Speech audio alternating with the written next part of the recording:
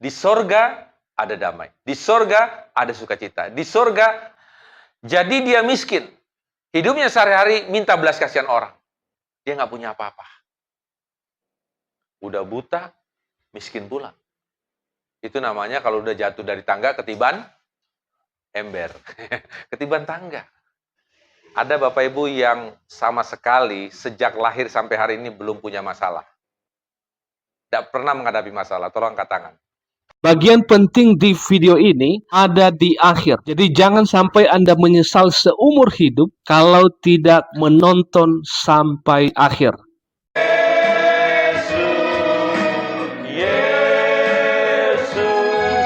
Kau serati bagiku.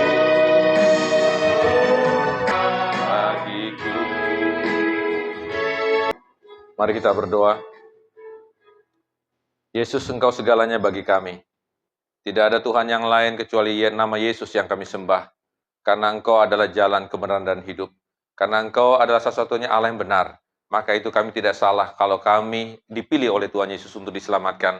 Karena memang Engkau sangat mengasihi kami. Bahkan kami sangat bersyukur bahwa Engkau telah memberkati kami sejak kami mengalami pertobatan sampai pada hari ini.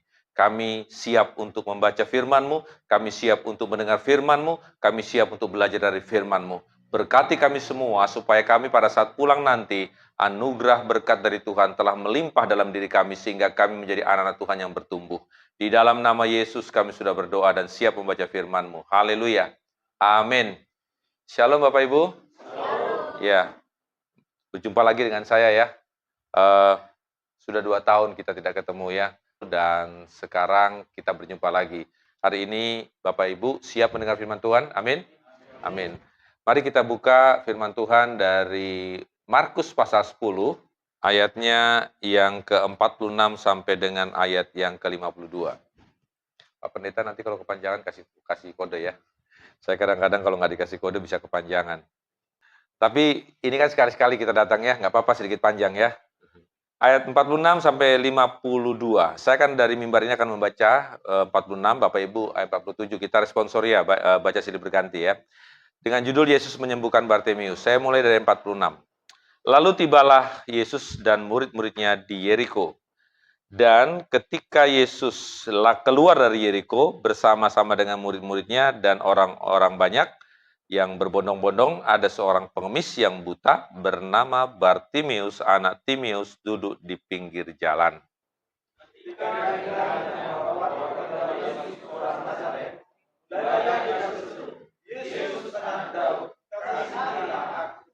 Baik. Banyak orang menegurnya supaya ia diam, namun semakin keras ia berseru, "Anak Daud, kasihanilah aku."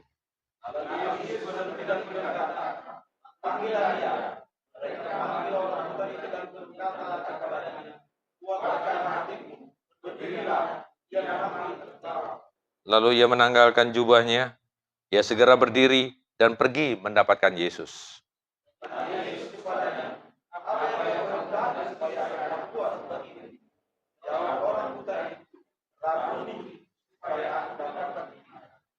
Sama-sama ayat 52.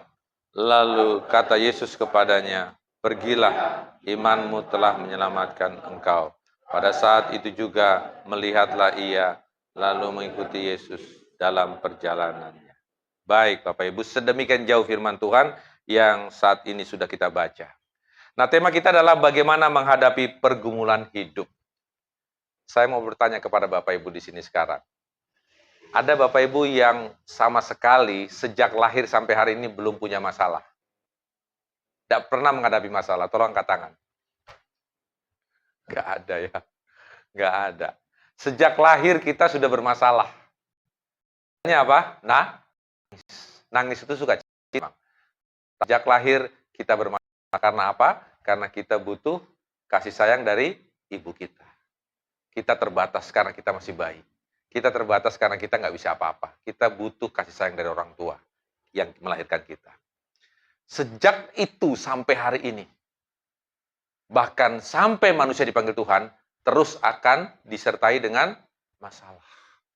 Ya, nanti kalau nggak ada masalah, di mana Bapak Ibu? Di mana hidup kita kalau nggak ada masalah? Di Di sorga. Ya, di sorga. Di situ nggak ada masalah. Di sorga ada damai. Di sorga ada sukacita. Di sorga sukacita yang begitu hebat. Karena itulah tempat terakhir kita. Itulah rumah kita nanti. Amin. Firman Tuhan katakan, janganlah gelisah hatimu, karena di rumah Bapakku banyak tempat tinggal. Itu dikatakan dalam Yohanes 14 ayat 1 sampai ke 3. Ayat 1 sampai ke 4 kalau nggak salah. Jadi disitulah tempat kita terakhir. Tapi kalau sampai hari ini Bapak Ibu diperkenankan masih hidup, ingat, kita tidak akan pernah terlepas dari masalah. Makanya Bapak Ibu kalau dapat masalah jangan apa? Jangan kaget, ya kan? Karena memang hidup kita akan terus bermasalah. Satu masalah belum selesai, muncul yang lain. Yang lain belum selesai, muncul yang lain lagi. Atau katakanlah 2-3 perkara sudah selesai, tapi itu tidak menjamin bahwa ke depan nanti hidup kita tidak akan ada masalah. Selalu ada masalah. Karena dunia ini sudah dirusak oleh iblis. Makanya Tuhan Yesus datang ke dunia ini untuk mengambil kita. Untuk supaya kita bertobat. Sehingga kita kuat dalam menghadapi masalah. Amin? Iya. Jadi Bapak Ibu bersyukurlah sampai hari ini kita sudah terima Yesus. Tapi ingat, masalah tidak akan pernah selesai. Begitu Bapak Ibu bertobat, terima Yesus Kristus sebagai Tuhan dan Juru Selamat, dosa kita diampuni, kita dikasih jaminan keselamatan, tetapi ingat, sama dengan orang-orang dunia lainnya, bahwa kita tidak mungkin setelah terima Yesus dan bertobat, nggak ada masalah. Bisa jadi, masalah makin berat. Itu Tuhan izinkan terjadi, supaya iman kita bertumbuh. Nah, Bapak Ibu, mari kita belajar sekarang bagaimana menghadapi pergumulan hidup. Baik, mari kita lihat ada 5 cara umum orang menghadapi masalah. Ya. Yang pertama adalah biasanya orang mengandalkan kekuatannya sendiri. Itu biasanya. Pernah Bapak Ibu menyelesaikan masalah dengan kekuatan sendiri? Bukan pernah. Bahkan sering. Ada banyak orang yang menghadapi masalah umumnya, dia menghadapinya dengan cara mengandalkan kekuatan sendiri. Mungkin dia punya duit. Mungkin dia punya kekayaan, mungkin dia punya banyak materi, mungkin dia punya banyak kenalan, mungkin dia punya banyak kenalan, maksud saya pejabat-pejabat dan lain sebagainya. Mungkin juga dia punya banyak teman-teman yang bisa membantu dia. Mungkin dia punya suami yang baik, mungkin dia punya istri yang baik yang bisa membantu dia. Mungkin dia punya anak yang sudah berhasil, sehingga anaknya bisa membantu dia. Itu artinya banyak juga orang yang bisa menghadapi masalah dengan mengandalkan kekuatan sendiri dan juga lingkungannya. Kemampuan dia bernegosiasi, kemampuan dia dengan berkawan sehingga ada teman-teman yang bisa menolong dia, ya. Dengan kemampuan kekayaan dia, kemampuan pengalaman dia, kemampuan skill dia bisa menyelesaikan masalah sendiri. Ada seperti itu. Tapi pertanyaannya, apakah itu benar-benar bisa menolong kita sampai selesai masalah kita? Belum tentu. Belum tentu. Kita perhatikan orang-orang yang hebat, yang terkenal. Begitu menghadapi masalah, sepertinya masalah selesai dengan orang-orang di sekitar dia yang bisa membantu dia. Seperti masalah selesai dengan orang-orang yang mampu, dengan orang-orang di sekitar dia yang bisa menolong dia karena pengalaman dari teman-temannya. Karena relasi hubungan yang begitu baik. Tapi belum tentu persoalan itu selesai. Bisa jadi nambah masalah. Yang kedua, cara umum menghadapi masalah, ada orang yang mengandalkan bantuan orang lain. Tadi saya sudah katakan, ya. Tadi dengan kekuatannya sendiri, sekarang mengandalkan bantuan dari orang lain. Kalau saya punya masalah, kan ada teman saya. Dia bisa bantu saya untuk menyelesaikan masalah. Dulu dia sudah bantu saya. Nggak mungkin dia nggak bantu saya sekarang. Kalau saya punya pergumulan, kan ada keluarga saya. Kan ada adik saya. Kan ada abang saya. Kan ada bagian dari keluarga besar saya yang memang punya kemampuan untuk menyelesaikan masalah. Pertanyaannya, apakah pasti bisa? Belum tentu. Jadi dari diri sendiri kita andalkan, dari orang lain juga kita andalkan. Yang ketiga, cara umum menghadapi masalah biasanya orang melakukannya dengan cara apa? Pasrah menunggu nasib. Ada lagu dulu ya nasib itu. Aduh, saya lupa lagunya itu. Ya, itu nasib. Kalau Desi Ratnasari pernah nyanyi lagunya. Apa? Takdir memang kejam. Ya, nasib memang kejam. Ya. Pasrah menunggu nasib. Sudahlah, sudah berat pergumulan ini. Ngapain lagi kita mengandalkan orang lain? Kita nggak punya apa-apa. Kita miskin.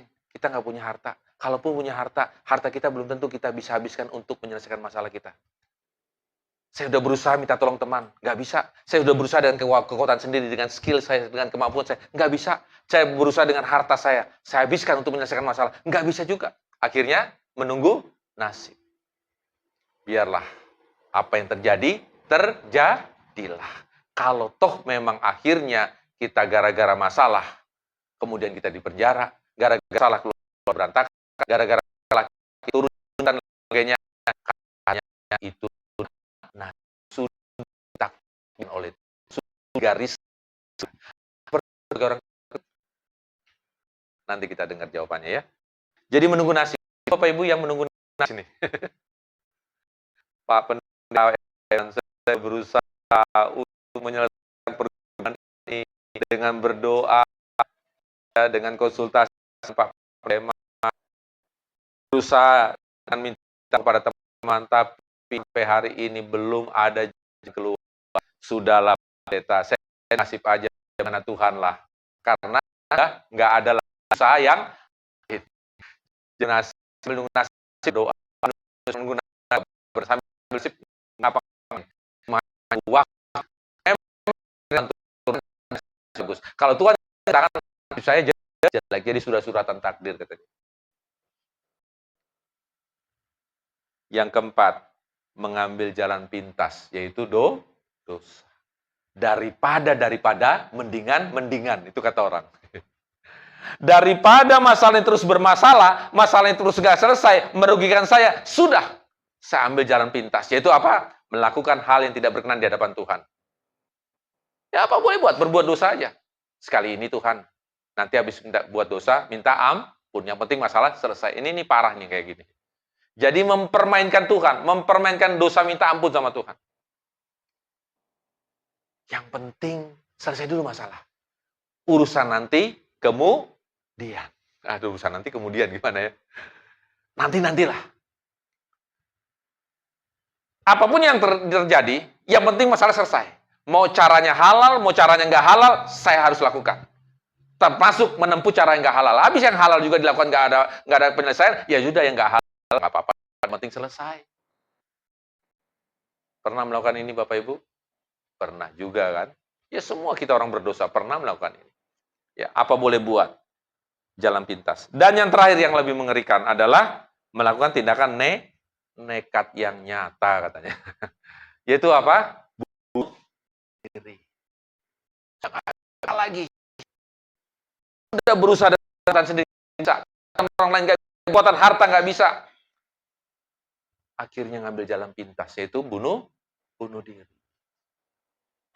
Karena dia pikir dengan bunuh diri selesailah masalah. Siapa bilang? Setelah engkau bunuh diri, masalahmu akan bertambah. Di hadapan Tuhan, engkau sudah berdosa. Nggak ada keselamatan bagi orang yang sudah bunuh diri. Nggak ada. Karena dia membunuh diri sendiri, bukan dia meninggal bukan karena kehendak Tuhan, tapi kehendak diri sendiri. Tapi Bapak Ibu, orang yang bunuh diri itu bukan sesuatu yang bukan berarti dia mengambil keputusan yang sepele loh. Emang itu udah berat sekali. Dan sudah berat lagi, sangat berat, dan dia tidak bisa lagi mencari jalan keluar. Dan akhirnya dia pikir, lebih baik saya selesaikan hidup saya, supaya tidak ada masalah. Baik, sekarang mari kita lihat. Kita mau belajar bagaimana cara menyelesaikan masalah dengan seorang pengemis yang buta, yang berdosa. Nah, Bapak Ibu perhatikan di sini. Kadang-kadang kalau kita buka ini tentang masalah Bartimeus, kita malu. Ya, kenapa? Karena Bartimeus orang yang buta sejak lahir, cacat, nggak bisa melihat. Yang kedua, dia seorang pengemis, artinya orang miskin. Yang ketiga, dia orang berdosa. Tapi lihat nih, seorang yang bernama Bartimeus, orang yang cacat, orang yang buta, nggak pernah melihat dari kecil. Dan kedua, orang miskin, orang yang nggak punya harta. Karena apa? Dia pengemis, dia minta-minta. Dan yang ketiga, dia adalah orang berdosa. Tapi orang ini dipakai Tuhan dengan luar biasa. Dan kita akan melihat nanti, kenapa orang yang jauh lebih bahaya hidupnya, lebih miskin hidupnya dibanding kita, lebih cacat dibanding kita. Tapi dia punya iman yang luar biasa. Di sini kita akan belajar, Bapak Ibu. Mari kita perhatikan profil Bartimeus. Dia adalah orang yang buta. Buta itu nggak ngelihat. Masih mending kalau dia orang tuli tapi matanya, betul nggak? Masih mending dia nggak tuli, dia nggak buta tapi dia nggak bisa ngomong. Itu masih mending.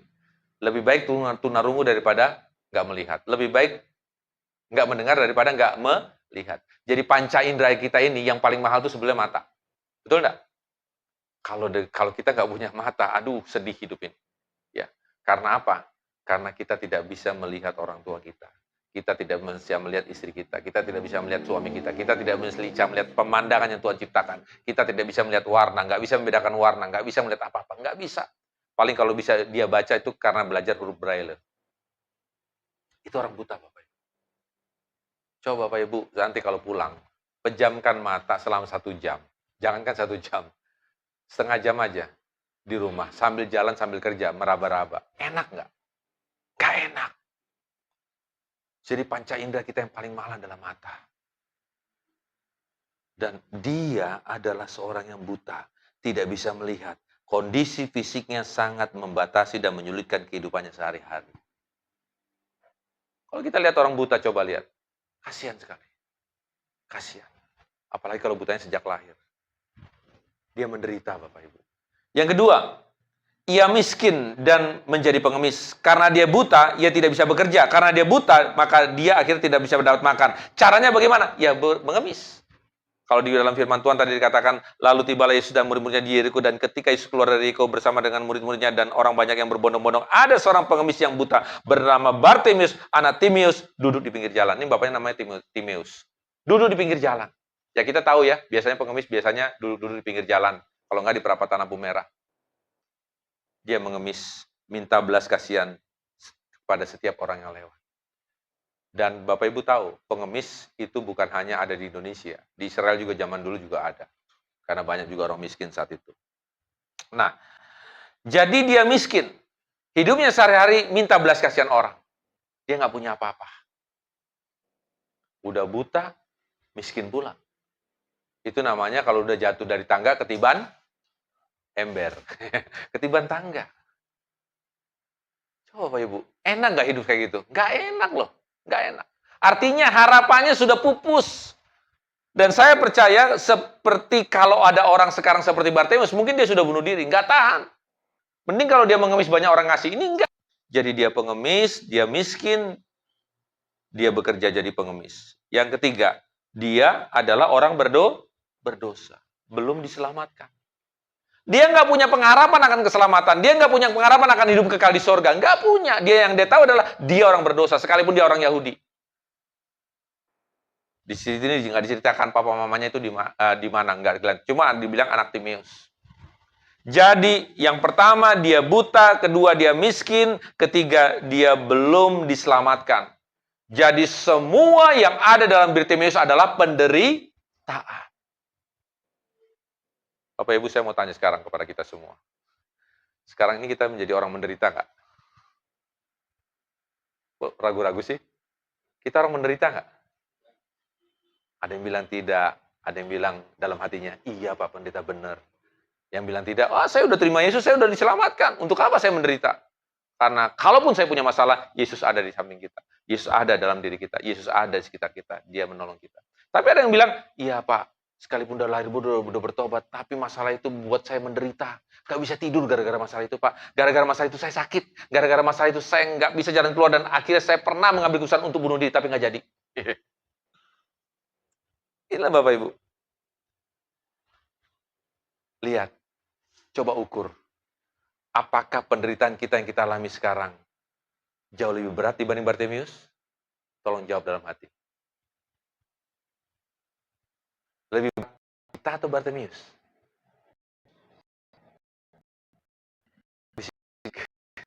Lebih kita dalam mengalami bulan atau Bartimeus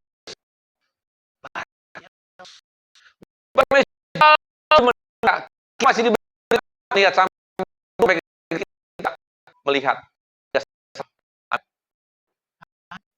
bisa orang tua kita, keluarga kita kecil kan.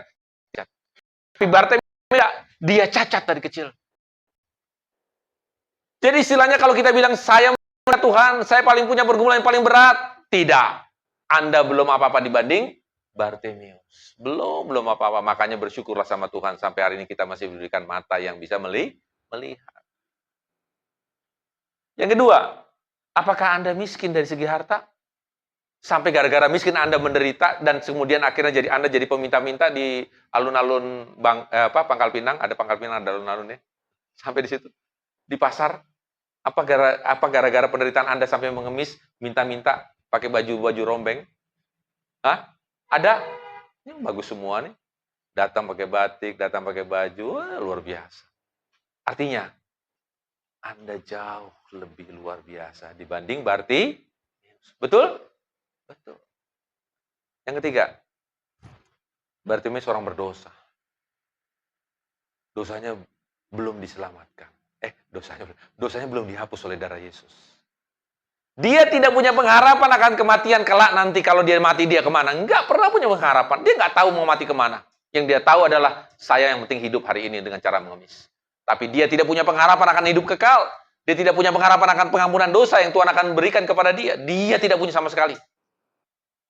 Bapak Ibu punya pengharapan dalam Yesus? Punya? Amin. Maka kenapa Bapak Ibu ke gereja? Karena punya pengharapan dalam Yesus, betul enggak? Kenapa Bapak Ibu datang ke sini untuk beribadah? Karena Bapak Ibu punya pengharapan. Kenapa Bapak Ibu datang ke PPJ? Karena Bapak Ibu punya pengharapan akan Kristus. Kenapa Bapak Ibu baca Alkitab tiap hari di rumah berdoa? Karena Bapak Ibu punya pengharapan dalam Yesus, betul?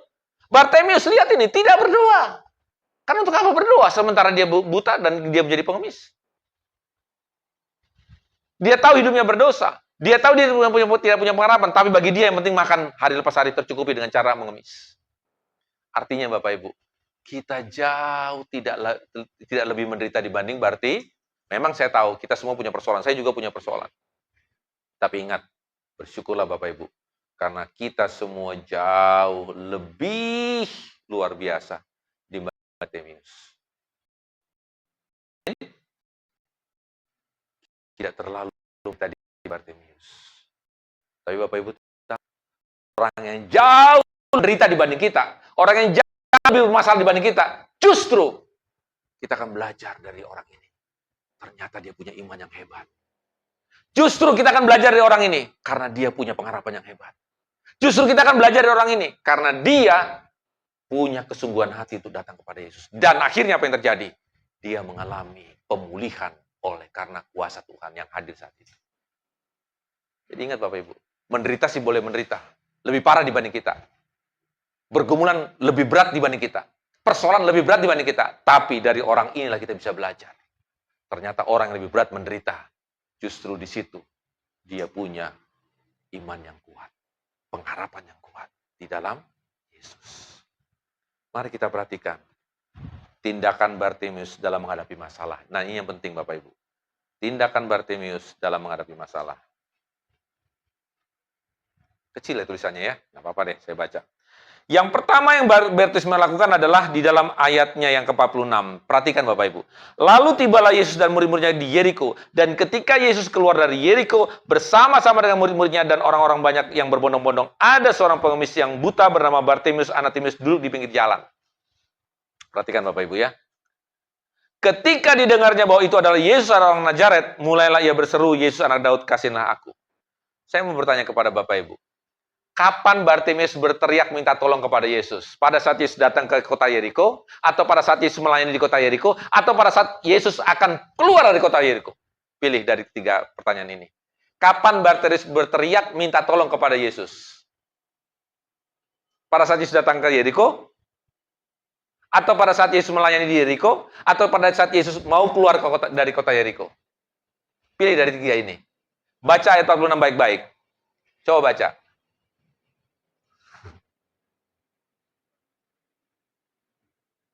Siapa yang bisa mendapat jawabannya tepat, nanti dapat hadiah.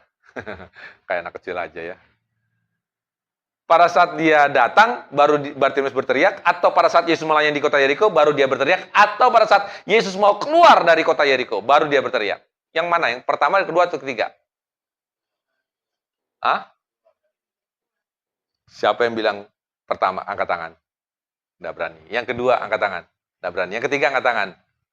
Nggak berani juga. Bingung. Hanya satu dua. Jawabannya benar adalah pada saat dia keluar Keluar dari kota Yeriko.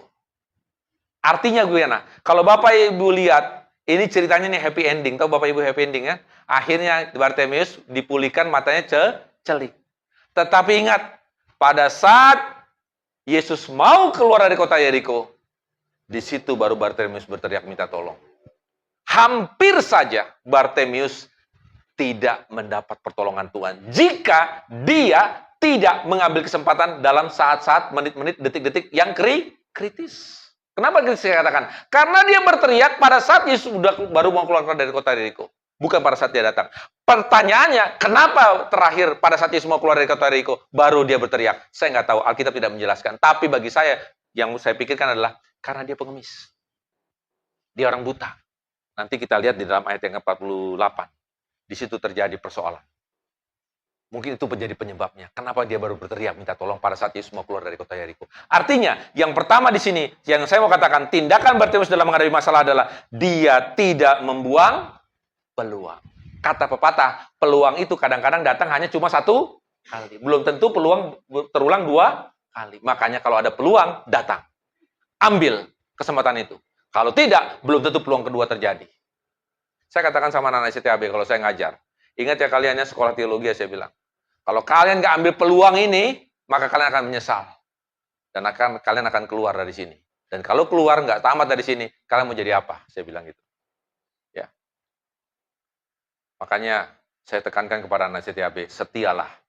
Sekalipun menderita di sekolah teologi karena ada pembentukan dan lain sebagainya, nikmati proses penderitaan itu. Karena nanti suatu saat kalian akan selesai dengan gelar sarjana teologi. Dan Tuhan akan pakai. Bapak Ibu, ambil peluang. Ambil peluang. Ada peluang untuk mendapat kerjaan, ambil. Jangan pikir dulu gajinya. Yang penting ini peluang. Ada peluang untuk mendapatkan apa? Rezeki, ada peluang untuk mendapatkan pertolongan, ambil keputusan itu. Jangan katakan, nantilah.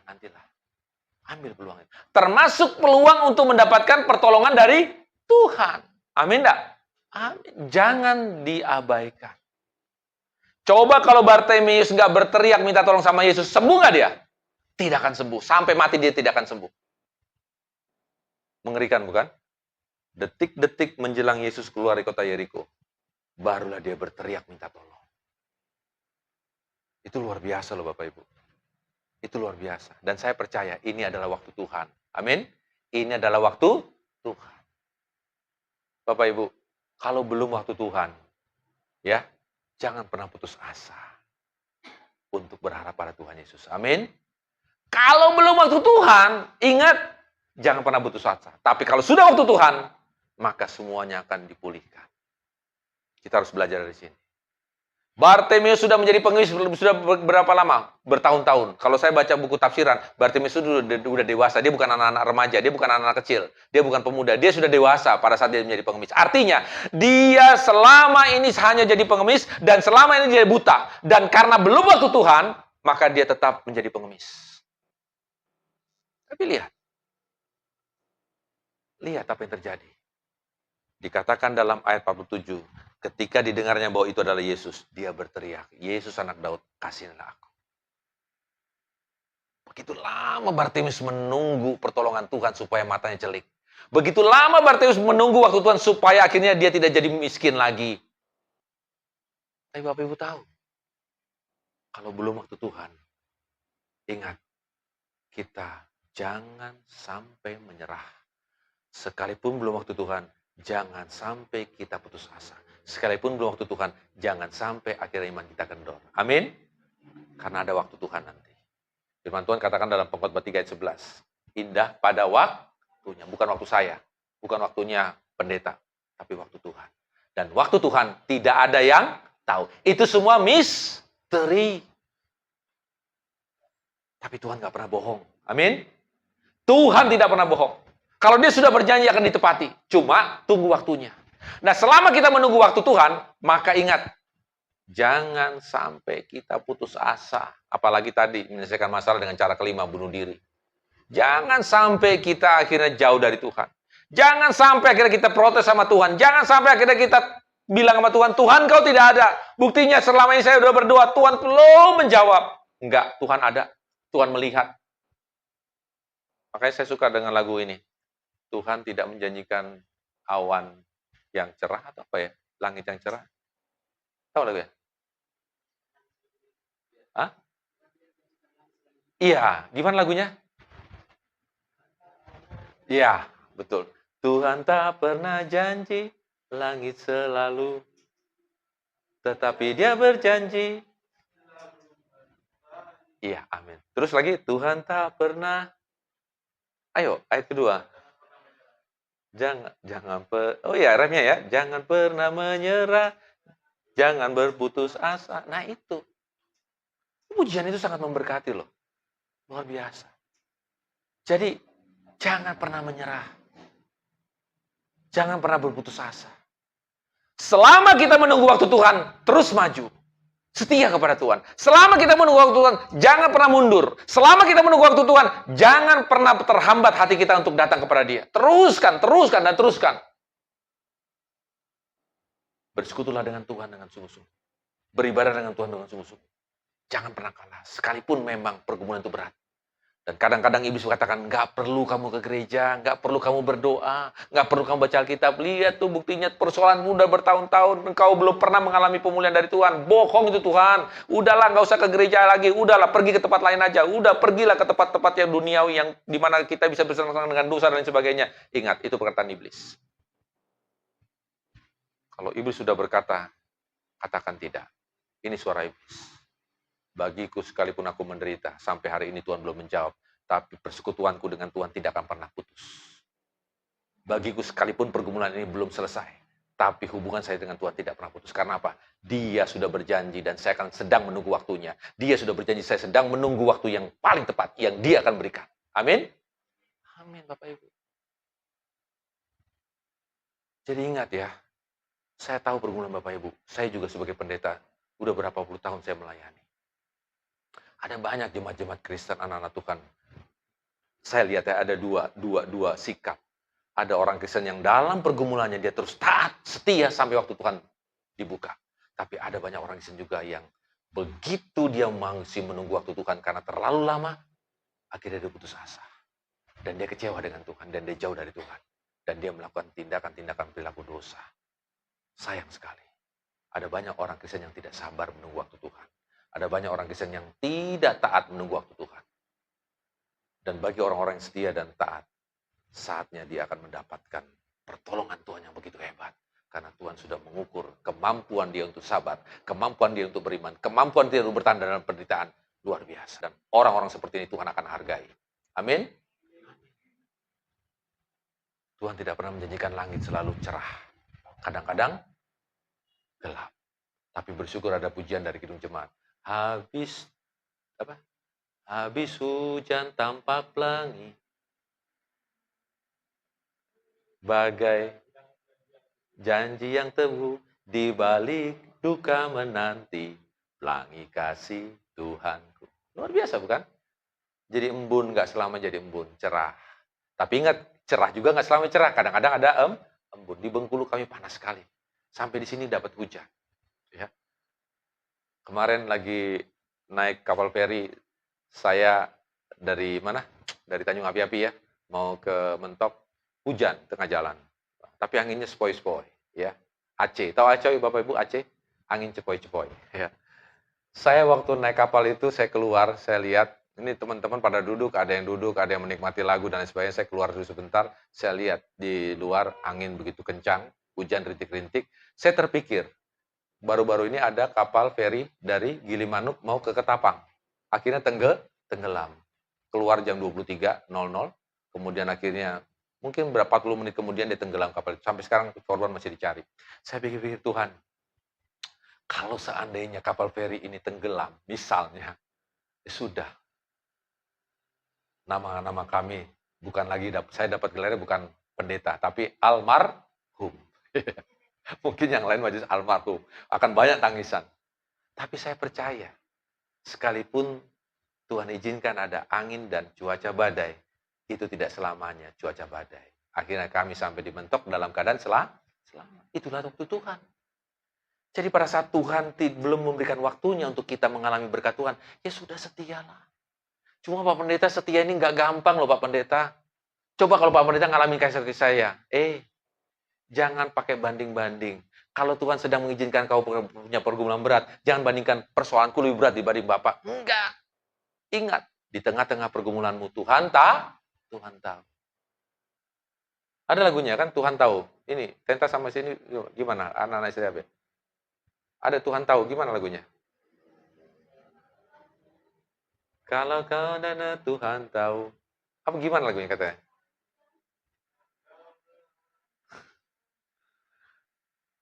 Pernah nyanyi di sini Pak Iman? Oh belum pernah ya, makanya nggak tahu ya. Itu lagunya luar biasa. Kalau kau apa ya berdoa Tuhan, kalau kau mengalami pergumulan Tuhan tahu, Tuhan tahu. Artinya apa? Tuhan tidak pernah buta melihat pergumulan kita. Tuhan, saat menangis Tuhan tahu. Saat berdoa Tuhan dengar. Jadi Bapak Ibu, kadang-kadang kita manusia ini mau melihat Tuhan yang kelihatan ya. Langsung bersapa dia, Pendeta Maruli, aku tahu tangisanmu. Wow, senang sekali ada suara Tuhan. Tapi ingat Bapak Ibu, ini firman Tuhan sudah kita baca. Di banyak sekali kebenaran firman Tuhan yang menghibur kita, menguatkan kita. Bahwa dia tahu segalanya. Dia mengerti kita. Cuma dia tidak bersuara langsung, dia bersuara lewat Alkitab. Tapi ingat Bapak Ibu, imani itu. Dia ada di rumahmu, dia ada dalam hatimu, dia ada di sekitarmu, dia ada dalam pergumulan. Dia ada. Dia tahu. Jadi dia, pertama apa? Tidak buang peluang. Jadi Bapak Ibu, ada peluang hari Minggu ke gereja, datanglah. Ada peluang untuk datang ke PPJ, datanglah. Ada peluang untuk baca firman Tuhan tiap hari di rumah, datanglah, berdoalah, baca firmanlah. Ada peluang di mana di rumahmu ada waktu kosong di mana engkau bisa berdoa, berdoalah. Jadi jangan buang kesempatan. Waktu nganggur berdoa. Bukan berarti kalau nganggur dulu baru berdoa ya, bukan. Ada doa yang memang kita harus kita lakukan tiap hari. Tapi pada saat sela waktu kosong, berdoa. Kesempatan ini ambil, Bapak Ibu. Ambil. Kalau enggak, peluang itu akan lewat. Saya bersyukur ada beberapa mahasiswa di sini, alumni-alumni dari sekolah teologi di sini yang ambil peluang dalam pelayanan penginjilan. Karena apa? Karena kita tidak tahu orang-orang yang di luar Kristus kapan mereka akan dijemput oleh Tuhan. Kalau mereka dijemput Tuhan tanpa mengenal keselamatan, tanpa mendapat keselamatan, maka mereka akan selama-lamanya hidup tanpa juru selamat, yaitu hukuman kekal di sorga, hukuman kekal di neraka. Ambil kesempatan Bapak Ibu. Ini waktunya hari Minggu, ambil kesempatan ke gereja. Karena kita nggak tahu besok bisa jadi kita sudah dipanggil, atau pulang gereja kita sudah dipanggil Tuhan, kita nggak tahu. Ambil kesempatan. Saya waktu dirawat di rumah sakit Cipto, 3 kali saya dioperasi di bedah karena ada kista dalam perut saya. Ya, ada kista dalam perut saya. Jadi waktu saya ke rumah sakit pertama, saya selalu ambil kesempatan. Begitu masuk rumah sakit, saya masih bisa jalan, saya masih sehat, tapi emang ada kista. Kalau ini udah kumat, ngeri sekali. Dia seperti kayak makan gitu loh, seperti kayak kanker. Udah badan demam, panas gitu. Nah pada saat dia nggak kumat, saya jalan. Masuk ke ruang-ruang rumah sakit, saya tanya, ada orang Kristen nggak di situ? Saya mau doakan. Oh ada Pak, ini orang Batak ini. Udah, saya tanya susternya ya. Saya ngobrol sama dia. Penyakit apa? Begini Pak, begini. Tanya gitu, kenapa? Saya pendeta Pak. Oh ya, Bapak mau didoakan Pak? Nggak tahu loh. Siapa besoknya lagi lainnya lagi.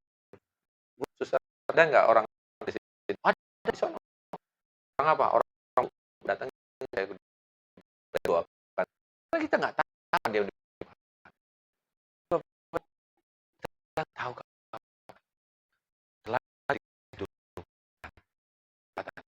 amin. Waktu ambil gereja. Waktunya untuk beribadah ambil gereja. Waktu memberitakan ini berita karena kita tahu kita tentu dua apa yang dia fokus kepada Yesus. Bapak Ibu ini itu adalah Yesus orang Nazaret, mulai berseru, Yesus anak Daud, kasihlah aku. Ketika didengarnya bahwa itu adalah Yesus, berarti saat dia mendengar nama Yesus dari orang di sekitar itu, baru berteriak. Coba kalau awal orang berkata Yesus di kota Yeriko, pasti dia akan berteriak di awal. Pada saat mungkin Yesus di kota Yeriko, dengar ada masuk kota dan melayani di kota Yeriko, dia akan berteriak, kasih yang personal pada saat semua kota Yeriko itu tahu yang jelaskan. Tapi ia mendengar nama Yesus masuk sebagai keluar dari aku. Dia berteriak.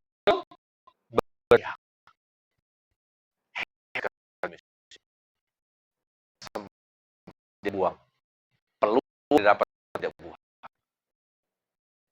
Yesus mau keluar dari kota itu. Baru dia dengar ada Yesus. Kan ketika dengarnya bahwa itu selama sudah mendengar nama yang memberikan mujizat. Begitu dia dengar Yesus langsung pergi. Lihat inisiatifnya. Hebat bukan? Dia rindukan Yesus untuk datang ke kota Yeriko. Dia rindukan supaya mata celik. Tetapi Bapak Ibu tahu, dia belum mendengar pada saat Yesus masuk kota Yeriko. Pada saat Yesus melayani di kota Yeriko, memang Alkitab tidak menjelaskan berapa dia belum mendengar. Tapi pada saat dia mendengar kota Yeriko, dia baru mendengar Yesus. Apa artinya? Dibuang keluar. Karena berkuasa. Bagi dia mampu mendengar. Karena dia sudah cerita dengar berita dari yang lain. Yesus adalah tabib yang bisa mendengar. Ibu, sejauh mana kerinduan kita pada Yesus? Bisa aja. Sejauh mana kerinduan kita kepada Yesus dalam kehidupan kita sehari-hari? Apakah karena kita sudah jadi Kristen dari kecil, nama Yesus sudah biasa? Apakah karena kita dari kecil sudah orang tua kita sudah Kristen, maupun kita sudah Kristen, maka ya nama Yesus sudah biasa? Tidak luar biasa. Karena orang tua saya sudah pernah cerita tentang Yesus, opung saya sudah pernah cerita tentang Yesus, bahkan guru saya juga pernah cerita tentang Yesus. Jadi nama Yesus sudah biasa saya dengar. Kalau itu yang terjadi bahaya kita. Karena kita hanya tahu Yesus tapi tidak mengalami siapa Yesus dalam hati kita. Betul? Karena kita hanya tahu Yesus tapi kita tidak mengalami hidup bersama dengan dia. Kita tahu Yesus tapi kita tidak mengalami persekutuan dengan dia. Dan itu masalah. Tapi lihat Bartimius. Dia rindukan Yesus datang kepada dia. Dan begitu dia dengar nama Yesus, apa yang terjadi? Dia berteriak. Dan dia berkata, Yesus anak Daud, kasihanilah aku. Oh, luar biasa Bapak Ibu. Ada kerinduan hati yang dalam. Karena dia tahu nama Yesus berkuasa. Karena dia tahu pribadi Yesus adalah pribadi yang bukan biasa-biasa saja. Tapi luar biasa. Jadi Bapak Ibu, rindukan Yesus setiap hari dalam hidupmu. Amin. Amin. Rindukan terus Yesus. Tuhan, sekalipun aku belum punya kerjaan, saya rindu Engkau hadir dalam hidup saya supaya saya dikuatkan untuk menjalani hidup ini. Tuhan, sekalipun saya kerja, gaji saya sedikit sekali Tuhan. Kadang-kadang nggak cukup, tapi saya merindukan Engkau hadir Tuhan, supaya saya tidak menjauh daripada Engkau. Tuhan, saya merindukan Engkau hadir Tuhan, di mana saya sampai hari ini belum mengalami kesembuhan karena penyakit saya begitu luar biasa, mengerikan. Mungkin dokter sudah angkat tangan, tapi Tuhan, saya merindukan Engkau datang. Kalaupun Kau belum menyembuhkan saya, kuatkan iman saya supaya saya tidak menyangkal Engkau. Kuatkan iman saya supaya saya tidak jauh daripada Engkau. Itu doa kita, Bapak Ibu. Rindukan terlalu Yesus. Jangan karena Yesus sudah jadi biasa bagi hidup kita, dari kecil kita sudah kenal Yesus, tapi kita tidak hidup dalam Dia, percuma. Lihat Bartimius, kerinduannya luar biasa. Ya, itu yang kedua. Tetap fokus kepada Yesus. Bagaimana dengan kita? Buyar nggak kita fokusnya? Kalau sudah lagi ada kesusahan, baru saya fokus sama Yesus. Ini jawaban saya nih. Oh Tuhan, sekarang saya ada pergumulan. Tolonglah Bapak, tolong. Kalau perlu 24 jam doa terus. Tapi begitu nggak ada masalah. Tuhan, tunggu dulu ya. Saya lagi sibuk nih dengan persoalan saya. Dengan bisnis saya. Saya lagi sibuk dengan pekerjaan saya. Saya lagi sibuk dengan ini. Sama sekali kita tidak merindukan Yesus. Yang Tuhan mau adalah kita merindukan Dia setiap saat. Bukan lagi susah saja, tapi juga lagi senang. Bukan lagi sehat saja, tapi lagi sakit. Bukan lagi pada saat kita mengalami berkat-berkat yang luar biasa, tapi juga bukan pada saat kita tidak mengalami berkat, tapi lagi mengalami berkat pun kita harus rindukan di Dia. Yang ketiga, yang terakhir, meninggalkan kehidupan. Oh maaf, saya ada poin yang terlewat di situ. Lihat, perhatikan 49, ayat 49. Ya. Lalu Yesus berhenti, 48. Sama-sama kita baca 48. Ini saya mau kasih tahu. Ayat 48, sama-sama kita baca. 1, 2, 3. Banyak orang menegurnya supaya ia diam. Namun semengkeras ia berseru, Anak Daud. Saya mau bertanya kepada Bapak Ibu. Waktu dia sekali berteriak-teriak terus kepada Yesus, Yesus langsung menoleh nggak? Tidak. Waktu dia berteriak kepada Yesus, Yesus datang nggak? Hei Bartimius, sekarang kau buta, sekarang kau sembuhkan. Datang nggak Yesus? Enggak. Ini di dalam ayat 48 dia berteriak yang kedua kali. Dia berseru kepada Yesus, tetapi ingat, di saat dia berseru, banyak orang berkata kepada dia, diam kau Bartimius. Kenapa orang-orang berteriak gitu? Bapak Ibu, karena dia pengemis.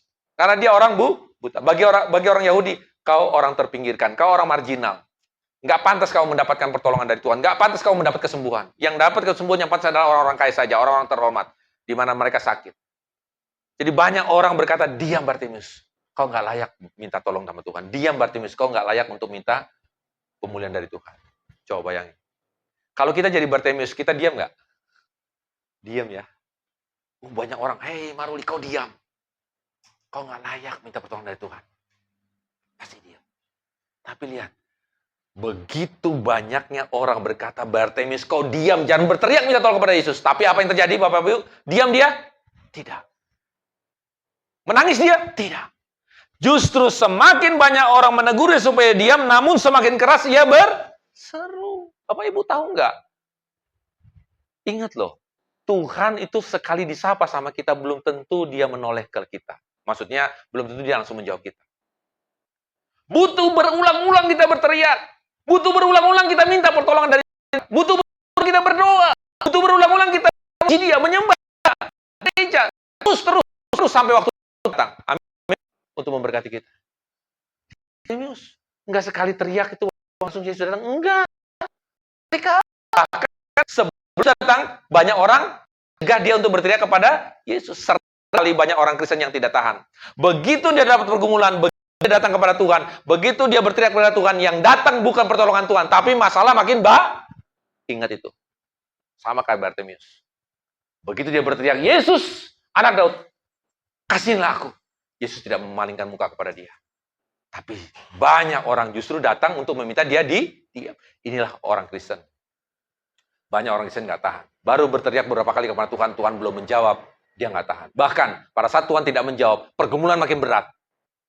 Dia bukan makin keras berdoa. Dia bukan makin keras baca Alkitab. Dia bukan makin keras menyembah Tuhan. Dia bukan makin keras beribadah. Tapi dia makin jauh. Lihat Bartimius. Semakin banyak orang berteriak supaya jangan dia berteriak kepada Yesus. Semakin keras dia berseru. Semakin banyak pergumulan yang kita alami sebelum Yesus menjawab doa kita. Semakin kita harus makin keras untuk berdoa. Amin? Iya. Jangan makin loyo. Aduh Tuhan, apalah saya. Saya nggak punya apa-apa. Beginilah saya. Hei, ingat Bapak Ibu. Kita anak Tuhan. Amin? Kita punya dia. Dia punya kita. Dia begitu baik.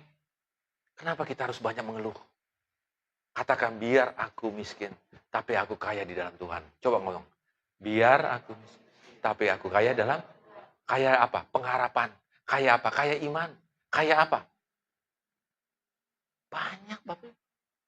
Kaya damai sejahtera. Banyak sekali yang Tuhan akan beri kepada kita. Jadi kalau kita sudah berteriak sama Tuhan, Tuhan belum jawab. Bahkan Tuhan izinkan masalah makin banyak. Justru di situ semakin banyak kita berdoa. Semakin banyak kita beribadah. Semakin kuat iman kita. Itu Bartimius. Dan apa yang terjadi? Buahnya adalah luar biasa. Dan yang ketiga, dia meninggalkan kehidupan lamanya. Perhatikan di situ. Ayat 49. Akhirnya Yesus memalingkan muka kepada dia. Ayat 49. Lalu Yesus berhenti dan berkata, panggillah dia. Mereka memanggil orang buta itu dan berkata kepadanya, kuatkan hatimu, berdirilah karena ia memanggil engkau. Dan apa yang terjadi di situ? Begitu Bartimeus tahu Yesus datang kepada dia, begitu banyak orang berkata, hai Bartimeus, kuatkan hatimu, berdirilah, ia memanggil engkau. Lalu apa respon Bartimeus ayat 50? Lalu ia menanggalkan jubah. Lalu ia dan pergi mendapatkan indah, bukan? Begitu Yesus menyapa, datanglah sini. Dia tahu diri. Tapi ingat, dia punya iman yang hebat. Bapak Ibu, saya mau tanya. Waktu Yesus memanggil dia, kenapa dia langsung menanggalkan jubahnya? Bapak Ibu kan kalau orang-orang miskin, pengemis itu biasanya apa? Dia pakai kalau di luar negeri ya, dia pakai selimut. Karena kedinginan kan, sambil minta-minta kan. Saya dulu pernah ke Israel. Di Israel itu dingin. Kalau musim panas pun tetap dingin. Ya. Jadi kalau ada orang peminta-minta itu biasanya, tapi sekarang nggak ada di Israel peminta-minta ya. Tapi saya bisa bayangkan kalau ada pengemis itu dia pakai selimut, ya, karena kedinginan. Kadang-kadang dia pakai baju yang ya baju kebesaran dalam tanda kutip ya. Dia pakai baju copang-camping, tebal tapi nggak jelas, nggak pernah mandi dan lain sebagainya. Dan Bapak Ibu, saya tanya, kenapa pada saat Bartimeus disapa oleh Yesus, dia akhirnya pertama sebelum pergi menanggalkan jubahnya? Belajar apa dari sini kita? Bartimeus adalah seorang dia percaya bahwa dia akan dirubah oleh Tuhan nasibnya. Menanggalkan baju sebagai seorang pengemis, dibuka, itu dia berarti punya iman. Sebentar lagi nasibku akan berubah. Maka nggak pantas lagi aku memakai jubah menjadi pengemis. Karena Tuhan akan memberikan aku baju yang baru. Baju kemenangan. Amin. Baju pemulihan. Hebat. Bartimeus punya iman yang kuat. Dia pasti tahu Yesus sebentar lagi akan menyembuhkan dia. Dia tanggalkan itu baju lamanya. Sebentar lagi nasibku akan berubah. Aku akan dicelikan dan aku akan mendapatkan berkat dari Tuhan. Maka selamat tinggal hidupku yang lama. Saya menafsirkan ini luar biasa Bapak Ibu. Lalu ia menanggalkan. Untuk apa menanggalkan jubahnya? Bukankah, Yesus kau panggil saya? Iya deh, saya pakai baju itu. Datang kepada Yesus. Bisa kan? Bisa. Tapi dia tahu. Sebentar lagi hidupku akan berubah. Selamat tinggal bajuku yang lama yang menjadi pengemis. Lalu setelah dia tanggalkan baju, dia berdiri. Berdiri maksudnya apa? Bergerak, meninggalkan hidup lamanya. Dan datang kepada Yesus. Ini proses orang bertobat. Luar biasa. Demikian juga dengan kita. Kalau udah pertolongan dari Tuhan, tapi kita masih mengenakan bambang kita, dosa kita, gimana betul hidup lama, dan perkara tidak di hadapan Tuhan, maka saya percaya Tuhan tidak akan pernah memulihkan kita. Betul tidak? Tanggalkan bajumu yang lama dulu. Tanggalkan sifatmu yang lama dulu. Tanggalkan perbuatanmu yang lama dulu. Bertobatlah. Itu maksudnya. Berdirilah kepada Tuhan. Tataplah Tuhan, datanglah kepada Tuhan. Kalau sudah datang kepada Tuhan, jangan lagi tatap ke belakang. Kalau sudah bertobat sama Tuhan, jangan lagi pakai perilaku yang lama. Itu maksudnya, Bapak. Amin.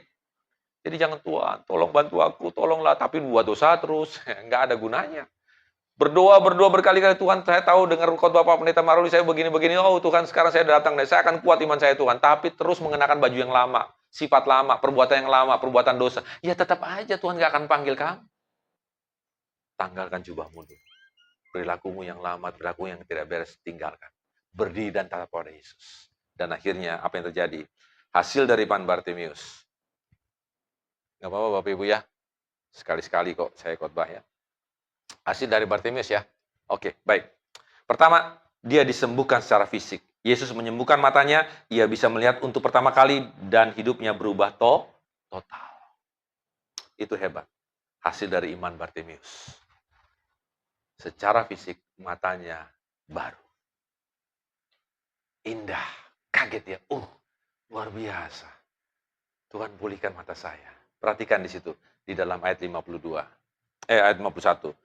Kata Yesus, apa yang kau kehendaki supaya aku perbuat bagimu? Jawab orang buta itu, Rabuni, supaya aku dapat melihat. Dan itu yang dirindukan. Dan ayat 52 kata Yesus kepadanya, pergilah, imanmu telah menyelamatkan engkau. Dan saat itu melihatlah ia. Luar biasa. Mata yang sangat dirindukan untuk dicelikan, Tuhan celikan. Kerinduan berpuluh-puluh tahun dia minta supaya dia dipulihkan. Akhirnya Tuhan datang memulihkan dia. Itu yang pertama. Secara fisik. Yang kedua, Lihat di situ dikatakan. Lalu dalam ayat 52, ia mengikuti Yesus. Jadi murid jadi anak Tuhan Yesus. Dia menjadi pelayan. Luar biasa. Hidupnya berubah. Nasibnya berubah. Dan yang terakhir dikatakan di sini, hidupnya baru dimulai dengan iman. Dia fisiknya sembuh, dia tidak mengalami menjadi pengemis lagi, dia tidak orang miskin lagi, tapi dia mengalami transformasi rohani yang total. Hebat ya? Artinya Tuhan kalau sudah menjawab doa kita tidak setengah. Selesai. Pulih semua. Matanya tidak lagi buta, dan dia tidak lagi bernasib buruk, yaitu menjadi pengemis. Tidak, dia jadi pengikut Yesus. Dia mengalami transformasi total. Bapak Ibu rindu mau seperti itu? Amin? Amin? Mari kita bangkit berdiri. Kita akan berdoa. Mari kita tundukkan kepala kita. Saya rindu semua menundukkan kepala dan berdiam diri di hadapan Tuhan. Bapak Ibu yang saya kasih, sambil kita berdiam diri tutup mata, mari coba kita renungkan firman Tuhan yang baru kita dengar hari ini. Coba kita evaluasi siapa diri kita di hadapan Tuhan selama ini. Apakah betul kita juga sama seperti Bartimius? Kita mengalami kebutaan rohani, bukan kebutaan jasmani. Buta rohani artinya selama ini mata rohani kita ditutup oleh daging kita, nafsu kita, keinginan duniawi kita. Sehingga kita tidak bisa melihat dunia baru. Dunia yang Tuhan berikan kepada kita. Dunia yang indah. Dunia di mana kita mengalami transformasi rohani. Bapak Ibu yang kasih, kadang kita mirip seperti Bartimius. Dia buta secara fisik, tapi kita seringkali mengalami buta secara rohani. Kita tidak pernah mengerti maksud rencana Tuhan. Kadang-kadang kita merasa bodoh dengan Tuhan. Kadang-kadang kita melupakan Tuhan. Kadang-kadang kita jauh dari Tuhan. Kadang-kadang kita cepat putus asa. Kita cepat mengeluh. Kadang-kadang kita mau lari dari Tuhan. Karena kita tidak sabar menunggu waktu Tuhan. Karena kita tidak sabar menunggu pertolongan Tuhan. Marilah Bapak Ibu. Hari ini Yesus datang. Yesus bukan hanya datang kepada Bartimius. Tapi hari ini Yesus datang kepada kita semua. Pada saat dia berkata kepada kita. Dan dia mengatakan. Ini yang dia katakan. Ayat 51. Tanya Yesus kepada Bartimius, apa yang kau kehendaki supaya aku perbuat bagimu? Pertanyaan yang sama, Yesus juga katakan kepada kita hari ini. Apa yang Yesus akan lakukan? Yang Yesus akan perbuat bagi kita masing-masing? Silakan jawab secara pribadi Bapak Ibu. Kalau Tuhan katakan hari ini, apa yang aku akan perbuat bagimu? Silakan jawab masing-masing Bapak Ibu. Katakan sama Tuhan, Tuhan aku mau sembuh kalau engkau lagi sakit. Tuhan aku mau dipulihkan rumah tanggaku kalau engkau mengalami pergumulan rumah tangga. Katakan kepada Tuhan, Tuhan aku mau pekerjaanku diberkati. Katakan sama Tuhan. Kalau Tuhan hari ini berkata, apa yang kau kehendaki supaya aku perbuat bagimu? Silakan berdoa dalam hati. Tuhan, aku mau mata rohaniku dijelekkan. Aku mau supaya aku dewasa rohani. Aku mau supaya imanku kuat. Aku mau supaya kehadiran Tuhan ada dalam pergumulanku. Aku mau supaya dalam perjalanan pergumulanku, aku tidak menyangkal Tuhan. Katakan dengan bebas, silakan. Bagi Bapak Ibu yang sedang mengalami pergumulan-pergumulan berat, katakan kepada Tuhan. Ini yang mauku Tuhan, ini mauku, ini mauku. Katakan, bebas. Saya minta dalam hati saja. Kalau Yesus hari ini berkata, apa yang kau kehendaki supaya aku perbuat bagimu? Jawab sekarang.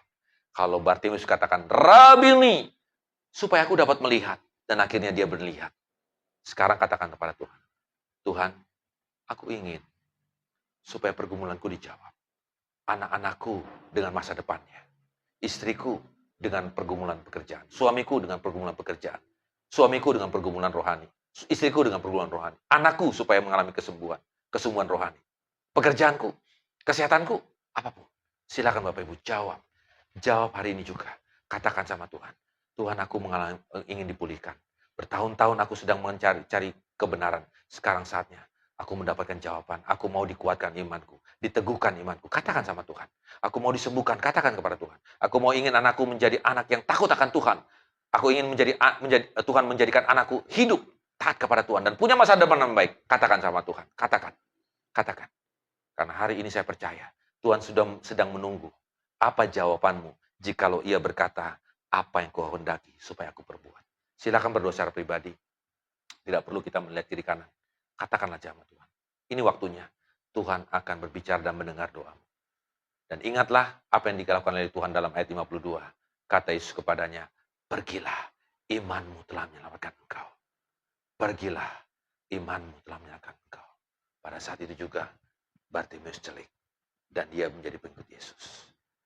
Saya nggak tahu kapan Tuhan akan jawab pergumulan Bapak Ibu. Pada saat Bapak Ibu berkata hari ini, Tuhan saya mau supaya saya dapat dipulihkan. Saya tidak tahu.